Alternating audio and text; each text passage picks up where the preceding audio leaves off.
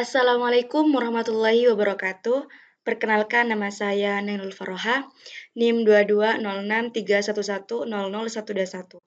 Prodi Pendidikan Informatika, Fakultas Ilmu Pendidikan Universitas Trunojoyo Madura.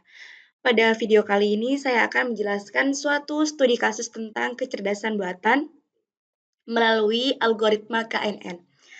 Namun sebelum saya membahas studi kasus tersebut, di sini saya akan menjelaskan mengenai apa itu kecerdasan buatan atau dalam bahasa Inggrisnya sering kita sebut dengan artificial intelligence atau bisa disingkat dengan AI.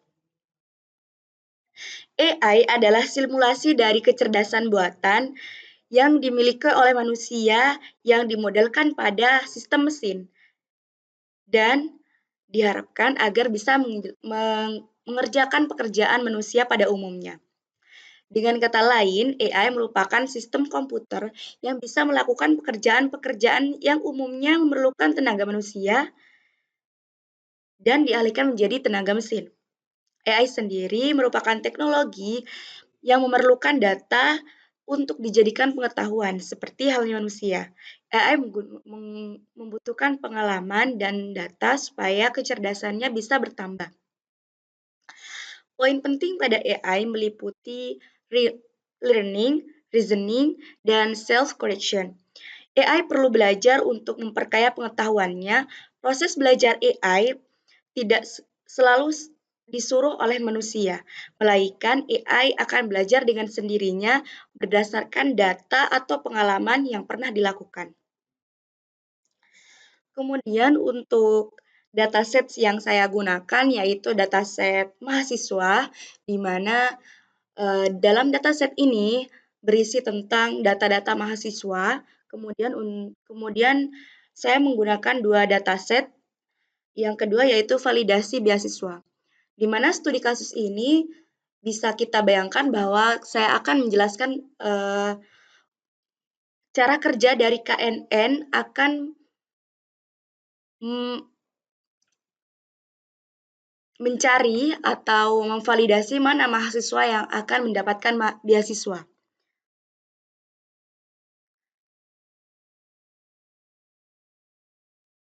Kemudian yaitu ada beberapa hal yang akan menjadi tolak ukur apakah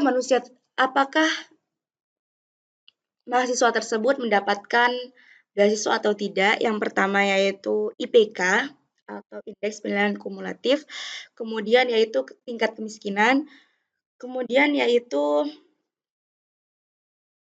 hanya dua saja, beasiswa atau tidak. Jadi bisa kita lihat dari output yang akan dihasilkan pada akhir sel di Google Collaboratory. Kita akan masuk ke Google Colab, di mana sebelum kita mulai untuk menampilkan output dari setiap sel, kita akan terlebih dahulu untuk mengupload dua dataset yang kita butuhkan tadi dengan cara pencet file, kemudian ke upload ke penyimpanan sesi, kemudian kita pilih datasetnya. Di sini saya sudah upload dua dataset yaitu beasiswa dan validasi beasiswa. Kemudian kita ke sel pertama, di mana terdapat import pustaka. Import pustaka ini ada beberapa hal yang akan kita import yaitu Pandas, NumPy. Pandas di sini kita singkat jadi PD dan NumPy kita singkat jadi NP. Kemudian untuk import matplotlib, di mana ini mengimport submodul dari library-nya. Kemudian ke Nickboard atau pengklasifikasian dari algoritma KNN yang kita gunakan.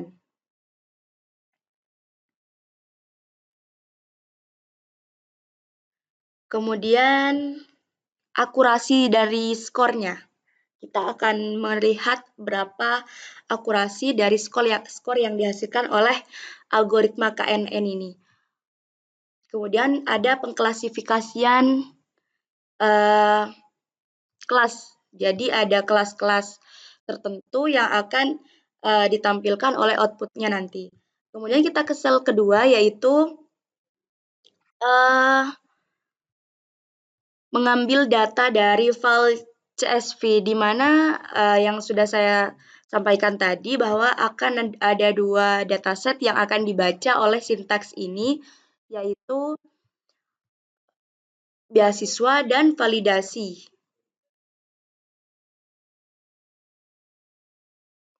Di mana yaitu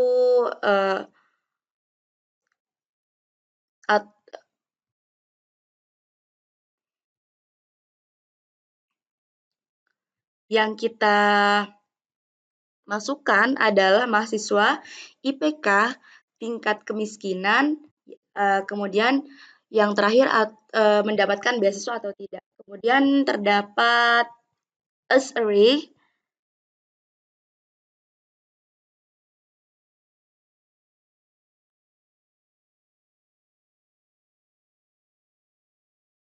As array yaitu mengkonversi objek data frame mahasiswa menjadi array NumPy dan menyimpannya dalam variabel X. Array NumPy sering digunakan dalam operasi numerik dan analisis data. Kemudian Xtrain dan Ytrain ini merupakan variabel dependent dan independent, di mana data yang akan dilatih terisi, yaitu 1:3 dan 3:4. Kemudian yang sel selanjutnya yaitu mengambil KNN atau pengklasifikasian dari algoritma network, di mana ada 3. Yang pertama yaitu Weiss, algorithm, dan matrix.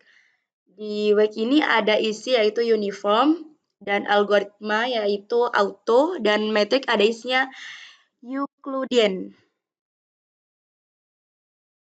Nah, untuk network sendiri menentukan jumlah tetangga terdekat yang akan digunakan oleh model. Dalam hal ini nilai 6 yang digunakan. Kita bisa lihat di sini kita menggunakan nilai 6. Kemudian untuk weight atau isinya yaitu uniform, yaitu menentukan skema pembobotan yang digunakan untuk memperhitungkan kontribusi setiap tetangga atau uniform. Berarti semua tetangga diberi bobot yang sama. Kemudian yang kedua yaitu auto, algoritma sama dengan auto. Menentukan algoritma yang digunakan untuk menghitung tetangga terdekat. Auto berarti algoritma yang dipilih secara otomatis berdasarkan data yang diberikan. Kemudian metrik atau Euclidean. Menentukan metrik jarak yang digunakan untuk mengukur jarak antar titik data. Euclidean mengacu pada jarak Euclidean yang merupakan metrik jarak yang umum digunakan. Kemudian kita ke sintaks yang terakhir di sel yang ketiga ini, yaitu KNN fit, Xtrain, dalam kurung Xtrain, Ytrain. Melatih model KNN dengan menggunakan metode fit. Dalam hal ini, Xtrain adalah data fitur atau IPK dan tingkat kemiskinan. Jadi di dalam Xtrain ini ada 2 variabel. Ada 2 label. Yang pertama label IPK dari mahasiswanya, kemudian yaitu tingkat kemiskinannya. Kemudian di Ytrain ada label yang ingin diprediksi, yaitu hanya mendapatkan beasiswa atau tidak. Berarti nanti hasilnya beasiswa dan tidak. Model ini akan belajar dari data latih untuk kemudian dapat digunakan untuk memprediksi label baru berdasarkan fitur yang telah diberikan. Kemudian kita ke sel yang nomor 4. Kita tampilkan dulu outputnya. Di sini ada pengklasifikasiannya.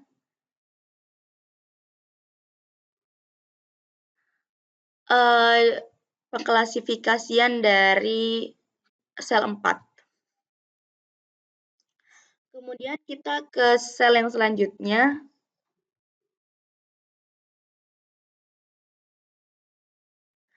yaitu data validasi sampai dengan PD, read CSV, validasi beasiswa CSV. Di sini dengan data latih yang sudah ada,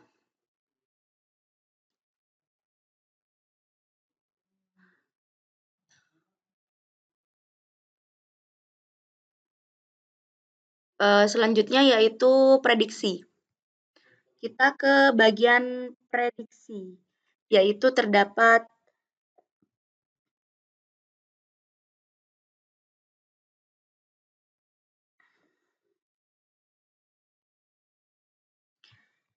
Y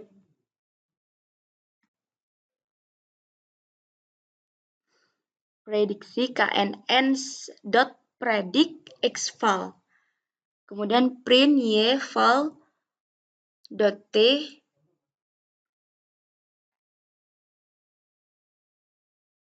Nah, di sini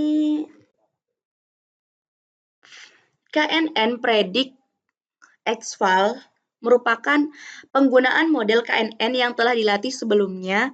KNN untuk memprediksi label untuk data validasi. Hasil prediksi disimpan pada variabel Y, prediksi. Permulaannya dari melatih data, kemudian hasilnya disimpan di variabel Y. Kemudian di bagian print classification, yaitu menampilkan label yang sudah diprediksi tadi. Di sini sudah tertera bahwa output dari sel ke-5 ini terdapat presisi, recall, F1 sama dengan score, yang terakhir yaitu support. Kemudian kita ke sel nomor 6. Sel yang nomor 6 ini membahas tentang pembuatan array NumPy dari list yang diberikan. Dalam hal ini, list tersebut adalah 2.2.5,4.0. Array yang digunakan sebagai data uji untuk melakukan prediksi menggunakan model KNN yang sudah dilatih sebelumnya. Nah, di sini saya menggunakan variabel menggunakan angka 2.5 dan 4.0 untuk sebagai uji coba. Dan kemudian untuk sel yang ke-7 yaitu Y prediksi sama dengan KNN predict. Jadi untuk sel yang ke-7 ini menggunakan model KNN yang telah dilatih sebelumnya untuk memprediksi label dari data yang diuji. Dan pada kasus ini, uji adalah array NumPy yang mewakili satu sampel data uji dengan 2 fitur, yaitu IPK dan tingkat kemiskinan tadi. Kemudian predict mengembalikan label yang diprediksi untuk data uji tersebut. Kemudian di bagian print Y prediksi, yaitu menampilkan hasil prediksi diperoleh dari model KNN untuk data uji. Hasil ini bisa berupa nilai biner atau kategori, tergantung pada jenis masalah yang klasifikasi. Nah, di sini untuk outputnya sendiri yaitu 1, di mana sudah dijelaskan pada awal tadi bahwa jika 1 berarti terdapat mahasiswa yang sudah mendapatkan beasiswa, begitu.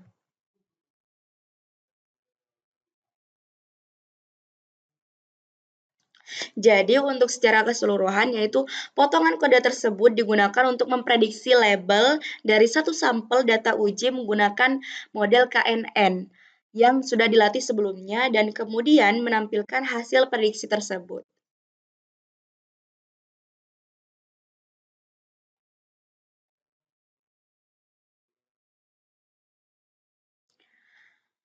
sesuai dengan cara kerja KNN, di mana algoritma ini saya gunakan dalam dataset ini berprinsip bahwa KNN ini mempunyai prinsip kerjanya, yaitu suatu data akan menjadi anggota data lain jika sekeliling kebajakan anggota tersebut. Uh, Cukup sekian video yang saya jelaskan. Kurang lebihnya mohon maaf. Wassalamualaikum warahmatullahi wabarakatuh.